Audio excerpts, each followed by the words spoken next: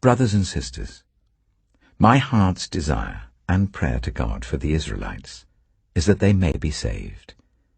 For I can testify about them that they are zealous for God, but their zeal is not based on knowledge. Since they did not know the righteousness of God and sought to establish their own, they did not submit to God's righteousness. Christ is the culmination of the law, so that there may be righteousness for everyone who believes. Moses writes this about the righteousness that is by the law. The person who does these things will live by them. But the righteousness that is by faith says, do not say in your heart, who will ascend into heaven? That is to bring Christ down. Or who will descend into the deep?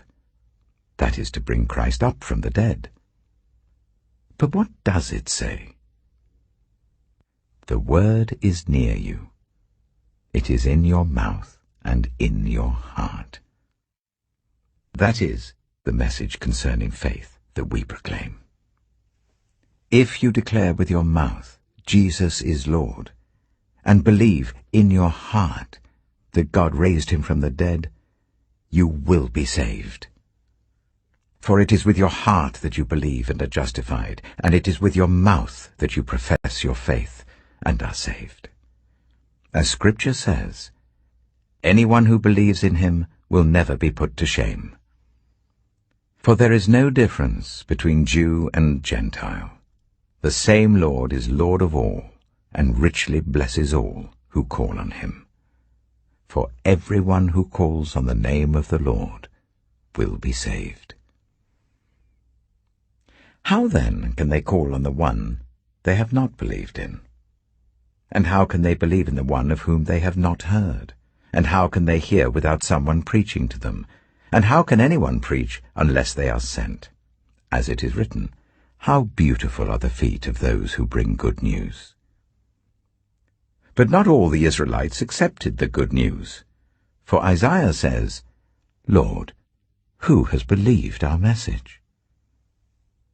Consequently, faith comes from hearing the message, and the message is heard through the word about Christ.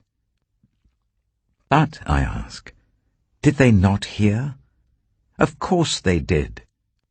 Their voice has gone out into all the earth, their words to the ends of the world. Again I ask, did Israel not understand? First, Moses says, I will make you envious by those who are not a nation. I will make you angry by a nation that has no understanding. And Isaiah boldly says, I was found by those who did not seek me. I revealed myself to those who did not ask for me. But concerning Israel, he says, all day long I have held out my hands to a disobedient and obstinate people.